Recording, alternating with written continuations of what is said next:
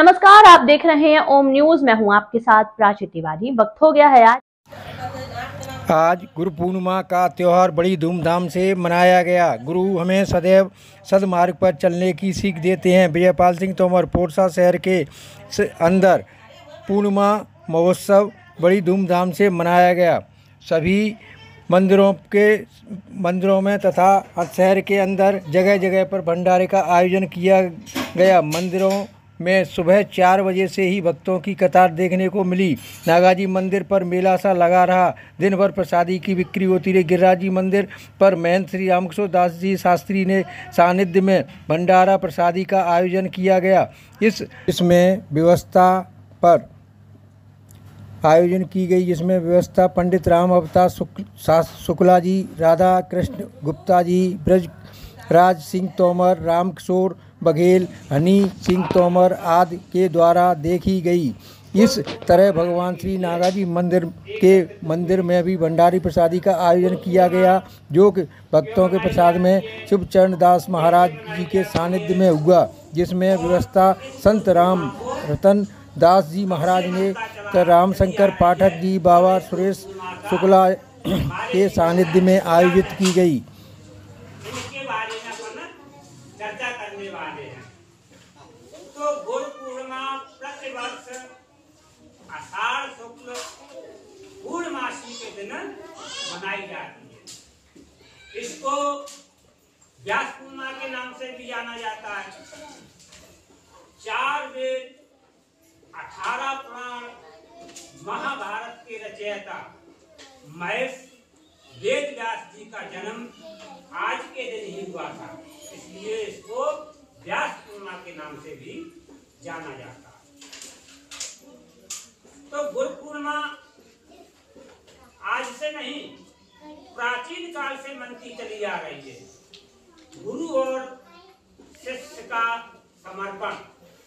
तो गुरु पूर्णिमा में देखते हम प्राचीन काल में, तो त्रेता युग में भगवान श्री रामचंद्र जी ने भी अपने गुरु के यहाँ गए पढ़ने के लिए, और गुरु किए, बिना गुरु किए हम जीवन में सफल नहीं हो सकते हैं और हमारा जीवन आधा अधूरा होता है। भगवान श्री कृष्ण के गुरु थे सांदीपनी मुनि। वो सांदीपनी में आश्रम में शिक्षा प्राप्त करने के लिए गए। इस प्रकार से शिवाजी के गुरु थे समर्थ रामदास। स्वामी विवेकानंद जी के गुरु थे रामकृष्ण परमहंस। इस प्रकार से देखते हैं तो अलग अलग युगों में, अलग अलग कालखंडों में अलग अलग गुरु को देखने को मिलता है। तो गुरु के प्रति हमें समर्पित रहना चाहिए। क्यों रहना चाहिए? गुरु ब्रह्मा गुरु विष्णु गुरु देवो महेश्वर गुरु साक्षात परब्रह्म तस्मै श्री गुरुवे नमः। गुरु ब्रह्मा विष्णु और शिव जी की उपाधि दी गई है। गुरु ऐसे होते हैं। एक दोहे में आया है, कबीरदास जी ने लिखा है, गुरु गोविंद दो खड़े काके लागू पाए और बलिहारी गुरु आपने गोविंद दियो बताए। तो गुरु की ही कृपा से हमको भगवान के दर्शन प्राप्त होते हैं। हमारे जीवन में गुरु का बहुत महत्व है, इसलिए गुरु की हमें हमेशा वंदना करनी चाहिए, गुरु के प्रति सद्भाव रखना चाहिए और गुरु के प्रति समर्पित रहना चाहिए। जैसे एक उदाहरण के तौर पर देखते हैं, गुरु के प्रति सद्भाव कैसे होता है। एक समय की बात है कि गुरुकुल में एक ध्वन ऋषि रहते थे। वहाँ शिष्य उनको शिक्षा वहीं देते थे जंगल में। तो एक समय क्या हुआ कि बारिश हुई। तो गुरुजी ने कहा अरुण से कि अरुण आप जाओ, बारिश होने वाली है और खेत की पेड़ न टूट जाए, उसको मिट्टी लगा देना। तो अरुण खुशी खुशी जाता है और वर्षा होने लगती है। इतनी भयंकर वर्षा होती है कि मिट्टी की बहती चली जाती है, वो रुकती नहीं है। बहुत रोकने की कोशिश करता है अरुण। तो फिर क्या होता है कि कि आरों आखिरी में मेड़ पर लेट जाता है, और लेट जाता है तब मेड़ वो रुक जाती है। तो सुबह हुई, सबने प्रणाम दंडवत किया, सभी शिष्यों ने। आरों नहीं दिखाई दे रहा था गुरु जी को, तो गुरु जी ने कहा आरों कहाँ है? तो उनके शिष्यों ने कहा कि आपने तो भेजा था कल शाम को खेत की मेड़ पर, वो अभी लौट कर नहीं आए हैं। हाँ, तो गुरु जी को याद आता है, मुझे याद नहीं रहा। तो गुरुजी यानी धौम ऋषि वहीं खेत पर जाते हैं और आवाज लगाते हैं, आप कहाँ हो? तो वो धीरे से आवाज आती है कि मैं यहाँ खेत की मेड़ पर लेटा हूँ।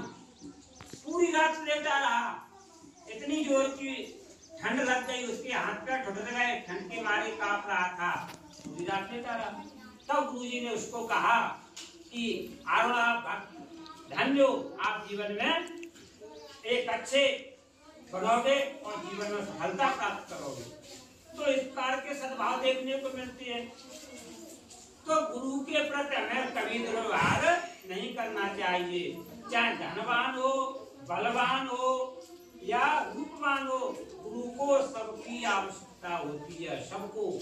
बिना गुरु के किसी का जीवन निरर्थक है, आधा अधूरा है। इसलिए गुरु का हमें करना जरूरी है। तो आज के दिन हम जिनके गुरु नहीं होते हैं तो वो गुरु बनाते हैं, और जिनके गुरु होते हैं वो गुरु के प्रति समर्पित होते हैं, गुरु का सम्मान करते हैं, माल्यार्पण द्वारा या फल फूल द्वारा या मिठाई द्वारा या फल द्वारा किसी भी प्रकार से करते हैं।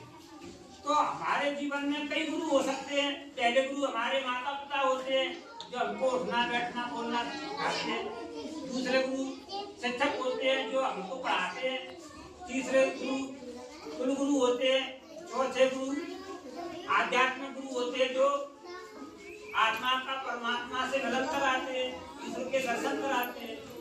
तो कई गुरु हो सकते हैं। इस प्रकार से हमारा जीवन सार्थक बनता है। तो आज हम गुरु के प्रति समर्पित होंगे, गुरु का सद्भाव करेंगे और हमेशा गुरु के प्रति कृतज्ञ बने रहना चाहिए। और एक गुरु की महिमा अपार है। एक दोहे में कहा गया है कि अगर सारी पृथ्वी को कागज बना लिया जाए और समुद्र को स्याही बना लिया जाए और सारे जंगल को